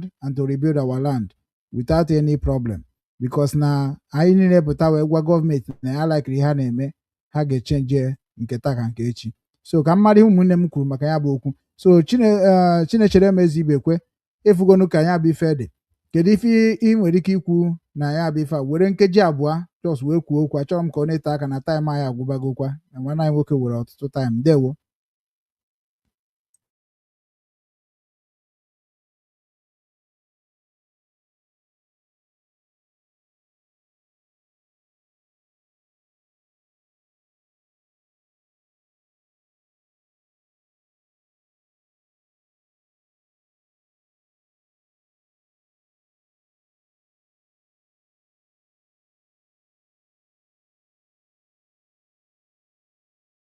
kedu ife ịfụ na ya bụ ihe a kịta na-anwụ mere kịta na-anwụ so ifugo n'ihe ndị yutu anyị onye awụ onye isi ndị yutu na Igbo land na-anwụ so kedu ihe ịfụrụ kedu ihe nwere ike ikwu na ya bụ ihe ọ na-agba mbọ ka o mee ka be anyị dịbakwa ọcha ndewo were nkeji abụọ wee kwuo ọ dị ka ya nwere onwe ya ada anụkwu ya anyị na-ekwu so onye bụ ife a mụ agaghị egbu oge maka na enwere m ebe ọzọ m na-eje okwute ndị Igbo niile na ife anyị na-ekwu ịma ijiri oyi apis na ahụ so detin ga-enye nkeji abụọ just tinye ọnụ n'okwu a ndewo okwu a ka bụ ofu okwu ka anyị na-ekwu youth onye amaghị m ihe kpọrọ efe bụ isi na ọba bụ onye isi youth Justice Ozobi Justice Ozobi udo mmadụ a onye ọbụla na-apụta kịta ma na ọ bụghịzi biznes as usual na ebube Chineke agbadatago ọ bịara idozi obi ana Igbo ọ bụghị maka adọmasị anyị mana ọ maka efe nsọ ya ka o jee restore the land so akpọ onye dịka Ozobi ahụ na life na Obinwannem Worldwide. Obinwannem Worldwide with the Media Foundation, I get create awareness for youth, for leadership, na Igbo, and for iresa Igbo. So all the key ka I need to have a Igbo. So more when after showing the Lord leave it. Or the one night we can have off there back and I can get the goal he said to the for Igbo use. Too many and vain words. One for all and all for one. Na-ekwekọrịta n'ihe a bụ ihe Igbo use kwubiri na ọ ga-eme na Igbo. So ihe ahụ o kwuru kịta akpọọ ya ebe a mara ụbọchị ọ ga-ewe time ọ bịa life asị anụgo mbọ unu na-agba nọ n'ọgụ a bụ isi ndị youth i mere occupy a very good position. I know Obinwannem and New Rangers worldwide we work together with you get the template the goal maka ihe about documentation and implementation I saw the number and a number maka Chineke yara anyị ike dị egwu. Ndewo. Ndewo. Chinechere m ngwa gaba n'iru. Ihe menụ bụ na concerning ihe Igbo youth a ọ ife mara mma ka ọ bụ mana ọ bụrụkwa na a ga-enyekwa ya ohere dịka anyị si ayọ ka anyị batakwa bịa nyụọ anya n'ime ya mara structure eji wee na-apụta maka na ọ bụrụ ọzọ onye bunye bana onye ọbụla eme gịnị esobi ya. Anyị ga-ayọ kpọọ onye bụ onye isi ndị mere ya ka ọ dị ife anyị agwa na anyị na otu anyị si nọrọ na ihe anyị chọrọ ịma gbasatara fa so ekwesịgo ihe niile a ga-ekwu achọrọzi m ka m nọrọ n'ihu akwụkwọ ka anyị na-ewe nta oke okwu agwụgo m ụmụ be anyị onye ọbụla na-amali ihe site na since last year na ihe mere na Nigeria bụ onye Igbo na onye agha ma mazikwa ihe ọzọ n'ụwa ya so ekwuchana m nwanna m. Ndewo ka anyị gbapụkwa ya ọsọ o nwekwara ofu vidio m ga-etinye unu ewenara m iwe taịm anyị agbadabago mana ka m weta nke Very Dark Man ka unu fụ nya bụ ihe okwu dịka o si wee jee na mba ọzọ. Video of Very Dark Man where he was lamenting, asking some pertinent questions, saying, is a black man cursed? He was trying to draw a comparative analysis between Nigeria and Morocco. He was privileged to have traveled to Morocco to watch the AFCON match, the semi-final match between Nigeria and Morocco. Probably this is not his first time of visiting some part of African countries. He has also visited China. And after the match, certainly he decided probably to tour around the city, and some of the things he saw compelled him to begin to make this provocative statement or questioning, saying, is a black man cursed? Some of the things he saw in Morocco, he may not have seen them in Nigeria. And he became very worried why Morocco is working and Nigeria is not working. Before I go further to show you that very video, I wish to say this. My dear younger brother, Very Dark Man, when I saw this very video of yours, I was encouraged because I've said it countless times. Until we begin to ask pertinent questions in this country, Nigeria, until we leave behind the sentiment and all of these shenanigans on the internet space and begin to ask pertinent questions, we will never get the leadership problem of Nigeria right. Mona, watch the video first. Alright, so this video, a lot of people find it offensive, but I don't care. The question is the black skin cursed? It's a very serious question, because when I came into this country, I started asking myself, is this really an African country? Then I realized that Africa, the only people that are really doing well in African countries are the African countries that don't have the black skin. And it's so crazy. If you look at Egypt, if you look at Algeria, now look at Morocco. Everything in Morocco is amazing. You almost think you're in Europe. And it's so crazy. Look at the roads, look at the sign of the road. If you see their policemen looking all clean and neat, you don't see road. No. More so, one of our brothers, over time, Stephen Nduku, was equally privileged to visit Morocco, and he made a video. Man, I watched that video. Guys, look at this. This is no other place in the world than Africa. This is Morocco. Look, when I was recording this video, I could not believe my eyes how organized an African country can be. Guys, just look at the roads. Look at the roads. Look at the greenery.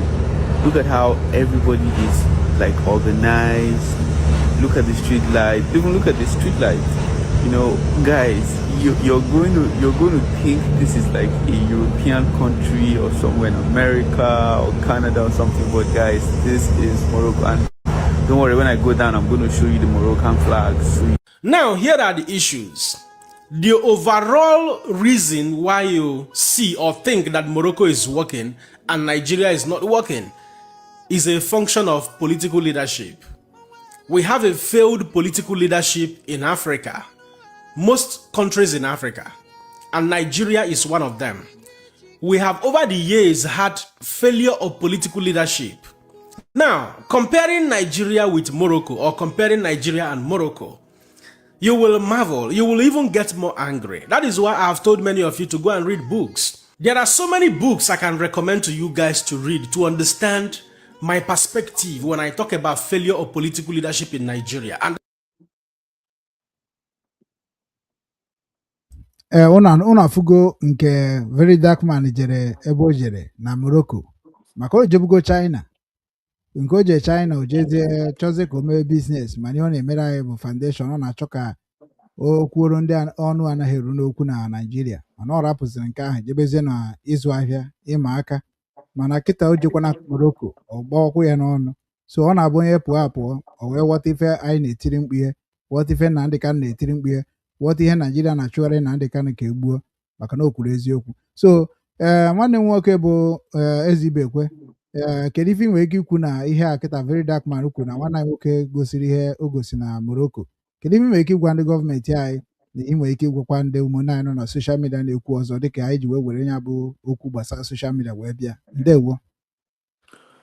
Ihe menụ bụ na dịka ihe very dark man na-ekwu, ọ bụrụ onye abụ onye izizi kwuego ya, ọ bụrụ onye abụ onye izizi kwuego maka ka baa dị, mana asị m bifo m ga-amanyewe ọnụ n'ihe gbasatara obodo anyị nọ n'ime ya. Anọ m n'ụlọ asịgodi nke m ruo ụlọ first, mmecha ihe dị n'ụlọ mbịazi nwee ihe nga-asa na nke a mme gịnị nsa. Ndewo. Okwute ngwa kedu ị nwere ike ikwu na ya bụ okwu? Just were nkeji abụọ biko, egbukwa n'oge biko, anyị na-anazi ana omut.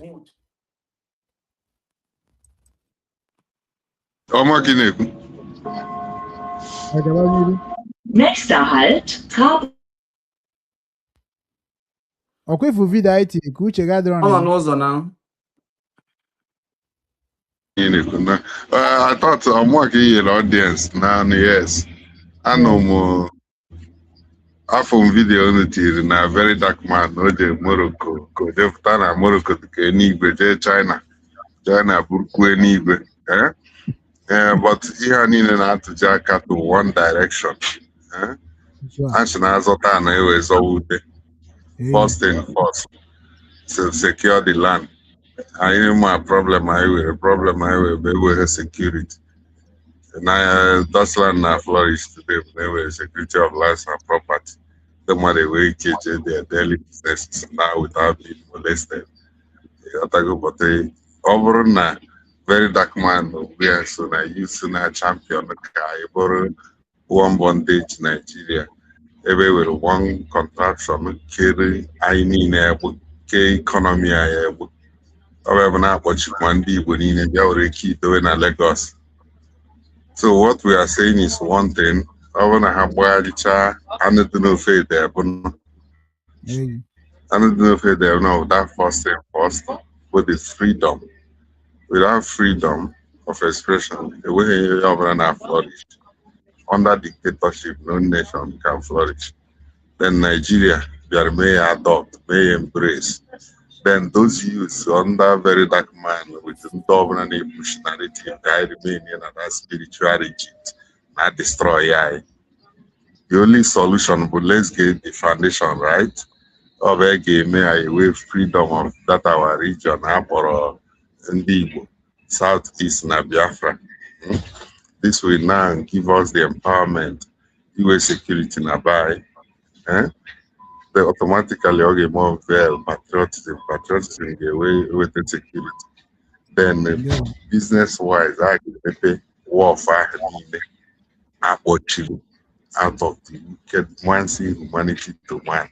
This is why the law called the whole floodgate of war in the southeast. Over may improve it our people. That gate alone maybe I got the candle. Now what economy will become in that region.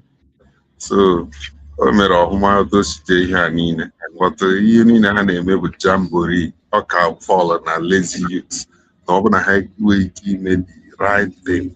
The right thing bụ na injustice against one is injustice against all.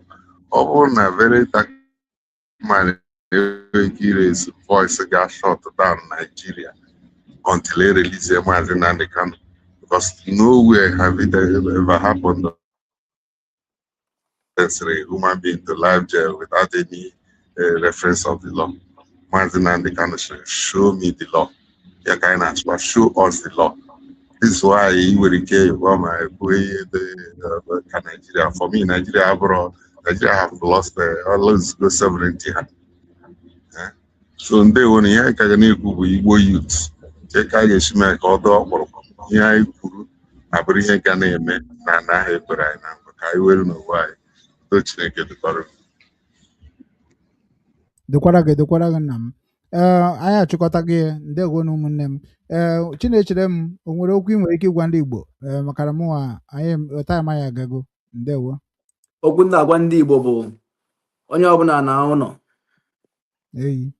onye ọbụla na-azụ onye mọpụtakwa gị ka ọ ga-amapụtakwa gị n'ihe ịfụkwa ime gịnị ewelu na ụlọ ị na ụlọ ị jụọ ụlọ gị kedu ihe ị eme n'ụlọ gị onye ọbụla na ụlọ maka na ụlọ adịrọ mma maka ọ bụrụ na ụlọ adịrọ mma nweghị ngapụta nwa okwu maka Naijiria ụlọ dị mma enwerezi ihe anyị asa ọ ya ka anyị nwere ikwu dalụ n'ụmụ Igbo ndewo ana m ekene unu niile na unu nọnyere m Obinwanne n'ụbọchị taa bịakwa na platfọm soro m wee kwuo ana m asị ya gaziere unu niile ka anyị na-esechara dịka anyị si wee kwuo 1 hour ka anyị nyere ndị be anyị mana ihe anyị ji wee nọte aka because of na anyị mere ọtụtụ vidio dị iche iche so ana m asị unu ndewo ka ọ dịkwazienu na mgbe ọzọ ana m ekene unu ya gaziere onye ukwu gaziere onye nta ndewo Igbo bụ Igbo unu afụgo ka o si wee kpọtụọ ife anyị na-ekwu okwu ya bụ gịnị ka onye ọbụla bụ onye Igbo na-achị ya na ogwurube bie ife abụghị Obinwanne na-ekwu okwu ya ekwu m na at last we are going to come together to form something that's going to prove that we are one, and also we are going to speak the voice that's going to be the voice of Igbo nation.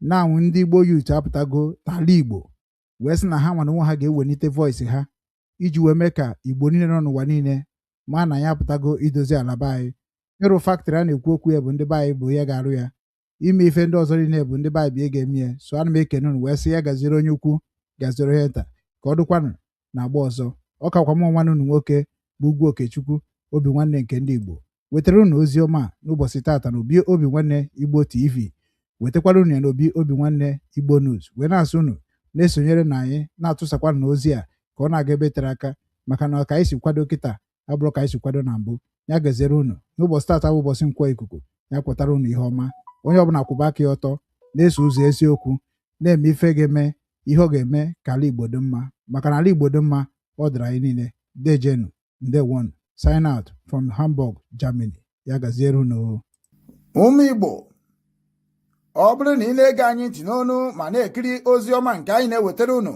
na ozi ndụmọdụ na ịgbazi ọnụ nke anyị na-ewetara unu biko ka ị na-esonyere anyị na YouTube na-esonyekwara anyị na Instagram maọbụ na Twitter maọbụ na Facebook na webụsaịtị nke ndị Obinwanne m ka anyị wee na-ezinye abụ ozi ka o si wee kwesị dị na-adị, maka na oge erugo mgbe anyị ga-ebupụta ihe nke njirimara Igbo na asụsụ Igbo na omenala Igbo na ihe gbasara ndị Igbo niile n'ụwa niile, ọkacha ihe anyị na-achọ bụ Biafra. Ị ga na-afụkwanye abụ ozi ka ọ ga na-abịa. Ị na-esonyere anyị, ị ga na-ama mgbe anyị tụpụtara gị ozi nke dị mkpa iyi amara, ma wee marakwa ihe ga-eme ngwa ngwa ka emeghara ọdachi.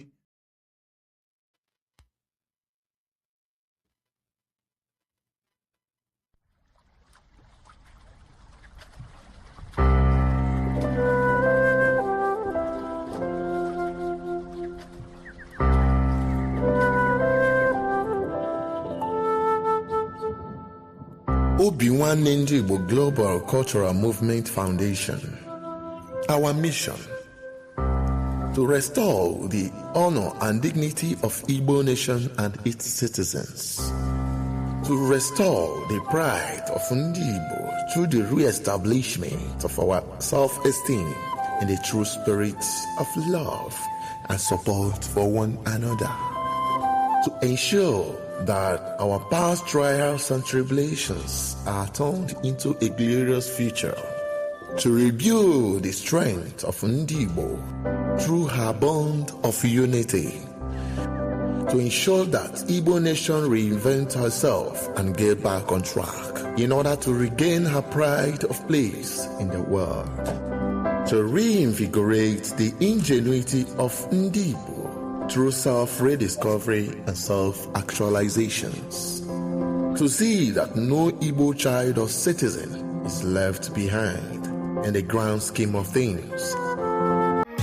With over 87 million people living in extreme poverty in Nigeria, corruption and poor governance only worsen the situation. That's why Caregivers International Corporation, an American-based organization, is committed to making a difference. We prioritize helping the poor and vulnerable in the 5 Igbo states: Abia, Anambra, Enugu, Ebonyi, and Imo, providing aid to those in need, empowering youth through development programs, and promoting accountability in governance. We believe that those in power must be held responsible for their actions. That's why we'll take any governor to the highest court of law if they abuse their power or engage in corrupt practices even after they've left office. Join us in our mission to create positive change. Follow us on Facebook, X, formerly Twitter, YouTube, and Telegram at Caregivers International Corporation. Together, we can build a brighter future for the vulnerable populations. Signed, Chief Daniel Chika, Chairman, CEO, Caregivers International Corporation. Obinwannem Global Radio. Ịkwalite njirimara na omenala ndị Igbo. Obinwannem Global Radio. Ijikọta omenala na ọdịmma ndị Igbo.